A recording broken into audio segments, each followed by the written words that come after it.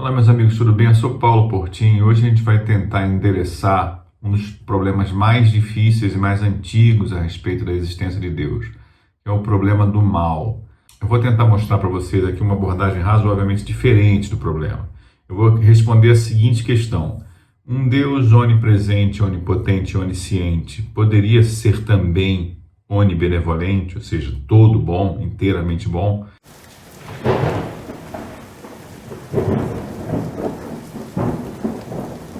O primeiro problema a respeito dessa questão do mal é que quando a gente define um Deus como uma entidade oni, eu chamo de entidade oni porque ela reúne onipresença, onipotência e onisciência. Essas três características de Deus, elas não dependem de um julgamento moral, não dependem de uma construção do homem. Se você quiser demonstrar que existe uma entidade onisciente, onipresente, onipotente, isso é um debate lógico, não é um debate moral. Então, essas características são características que a gente consegue debater dentro da área lógica. A questão da onibenevolência, que é ser totalmente bom, sempre bom, ser o infinito da bondade, etc., que está muito relacionada com as religiões, já é uma questão moral. E a moral é uma questão, uma interpretação do homem a respeito de fatos e comportamentos observados na nossa vida aqui na Terra.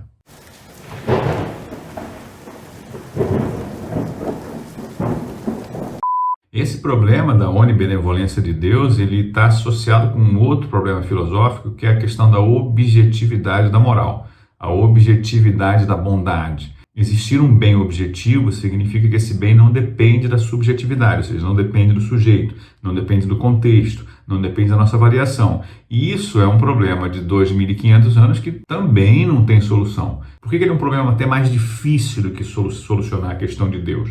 É razoável a gente acreditar que é difícil provar que Deus existe, porque Deus seria uma entidade transcendental, difícil da gente entender. Mas a moral a gente entende. E mesmo para a moral que a gente entende, a gente tem 2.500 anos de debate e nós não chegamos à conclusão ou não conseguimos demonstrar de forma satisfatória que a moral objetiva, que o bem objetivo existe. A gente sabe pontualmente que ele existe. A gente consegue avaliar, mas aquilo ali está dentro do nosso contexto. Se a gente vai para outro contexto, vai para outra cultura, vai para outra sociedade, talvez as coisas sejam completamente diferentes.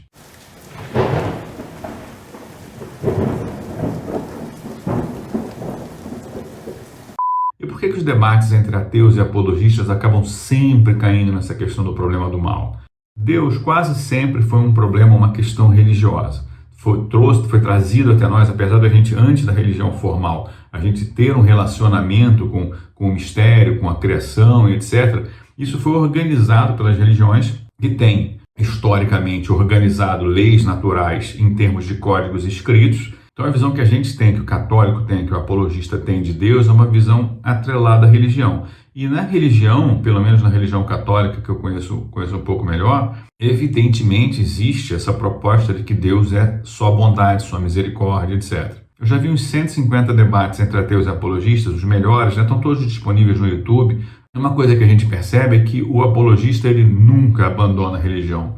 Então os debates nunca ficam nessa parte lógica de demonstrar que existe uma entidade onipotente, onipresente e onisciente. Essencialmente, o problema filosófico, o problema racional, não precisaria passar por essa questão da religião em si. Mas uma parte da defesa do apologista é no sentido de defender também a religião. E aí os debates ficam um pouco confusos para mim. Eu escrevi isso logo no início do livro, porque o livro é uma resposta ao Richard Dawkins, para o livro Deus é um Delírio. Eu li o livro Deus é um Delírio do Richard Dawkins, achei muito bem escrito, mas entendi que era um livro muito mais contrário à religião do que querendo provar que Deus não existe. Então, praticamente todos esses debates, os melhores, a gente raramente fica só na parte racional, na parte filosófica, para decidir quais são os critérios para a gente indicar se existe ou não existe um Deus.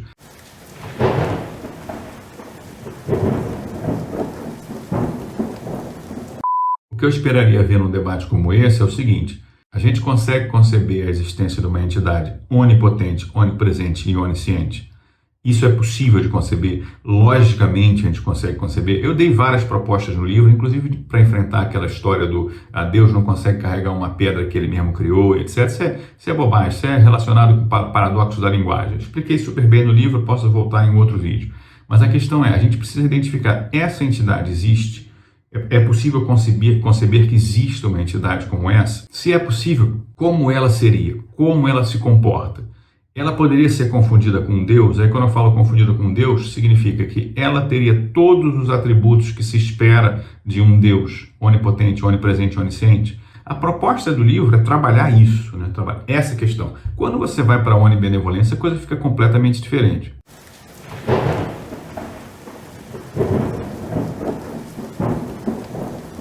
Quando você faz uma proposta para analisar um ato moral, você está selecionando esse ato dentro de um conjunto infinito de fenômenos. Por exemplo, a violência doméstica, né? Você vê um homem batendo na esposa, que é uma das cenas mais grotescas que a gente pode ver. Você pinça isso dentro de tudo que você consegue enxergar. Você não conhece eles, etc. Você pinça um fenômeno, né, uma parte do fenômeno, e você analisa ele. Você não tem a menor ideia das conexões desse fenômeno, dos contextos desse fenômeno, e nem das relações temporais desse fenômeno. Para ele ter acontecido, o que foi necessário acontecer no passado, e o fato dele ter acontecido, o que acontecerá no futuro. Então, quando você pega o fenômeno em si, não há dúvida nenhuma de que ele é atroz, horrível e reprovável. Quando você mistura esse fenômeno com, por exemplo, o que fez ele ser possível, por hipótese, esse marido ele já era violento com uma outra mulher, ele estava prestes a matá-la de tanta violência, e ele acabou se apaixonando por essa moça e largou a outra. Então, quer dizer, a outra eventualmente se livrou de uma coisa muito mais grave, de um assassinato, etc. Quando você pondera os dois contextos, você fala, caramba, isso aqui, né, poderia ter sido extremamente grave, muito mais grave do que isso. Né? E você também não sabe, por exemplo, se aquela ação horrível que aconteceu pode ter sido a gota d'água para a moça pedir ajuda, procurar a polícia, etc. Então, essa ideia da onibenevolência para nós, seres humanos, ela é limitada. A gente só consegue avaliar, aliás, isso é uma realidade até para a ciência, a gente só consegue avaliar propostas de fenômeno. A gente pinça aquela coisa de uma complexidade infinita, que é o mundo material, ou o mundo comportamental, o mundo dos homens. Você pinça aquilo e você avalia. Na ciência natural, você avalia com a matemática de forma muito consistente, né? E na ciência social, etc., você olha para esse caso e você tem uma análise moral, né? Uma análise psicológica, etc., do que está acontecendo. O que eu quis demonstrar é uma coisa muito simples.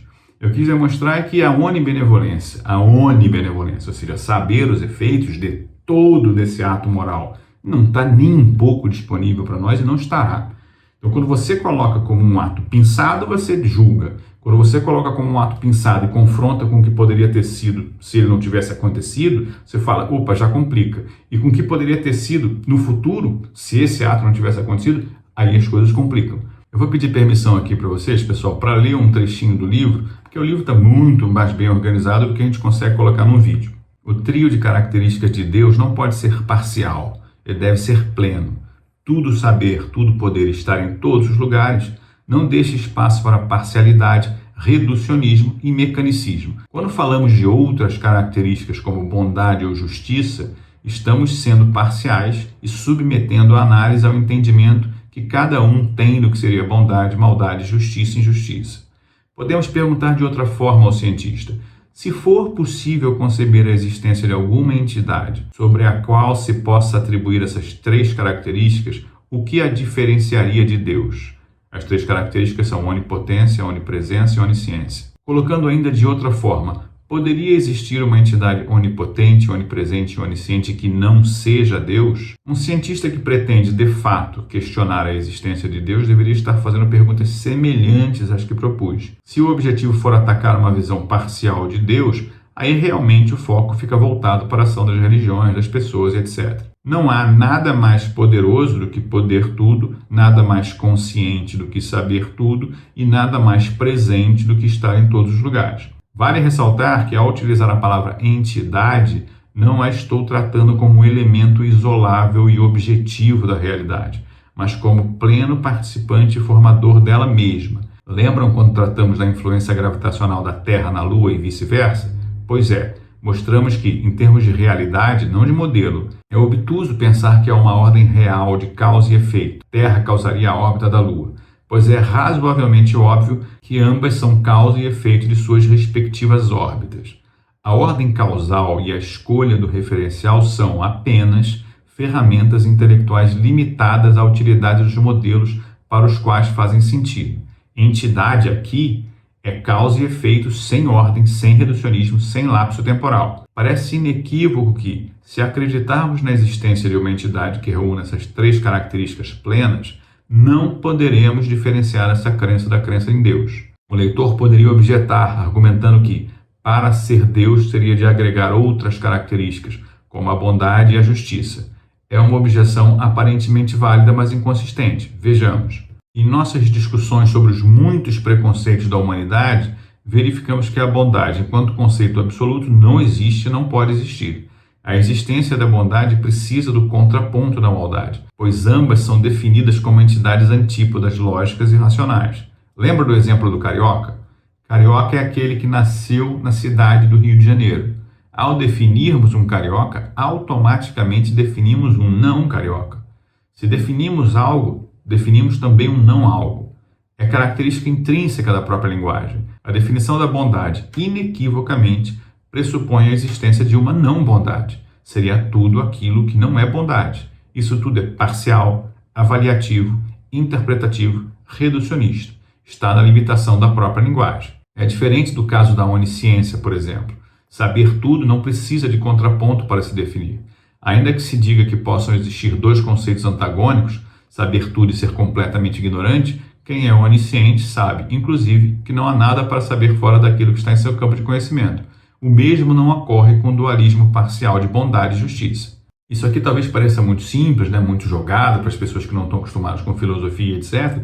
Mas no livro, até chegar a esse ponto, a gente tem capítulos explicando de onde vem, qual é a origem provável da nossa razão e da nossa racionalidade. Depois a gente discute a história da ciência, a evolução da ciência, a evolução da filosofia da ciência, para a gente saber quais são os limites do conhecimento humano dentro da área onde o conhecimento humano mais evoluiu, que é na área das ciências naturais. A partir desses elementos, a gente reconstrói a história da filosofia e a gente entrega um monte, isso que é mais importante, um monte de perguntas novas, formas novas de perguntar. Convido vocês que gostam desse tema a entrar na Amazon, se vocês tiverem o Kindle Unlimited, o livro está gratuito lá para vocês curtirem e se divertirem. Um abraço.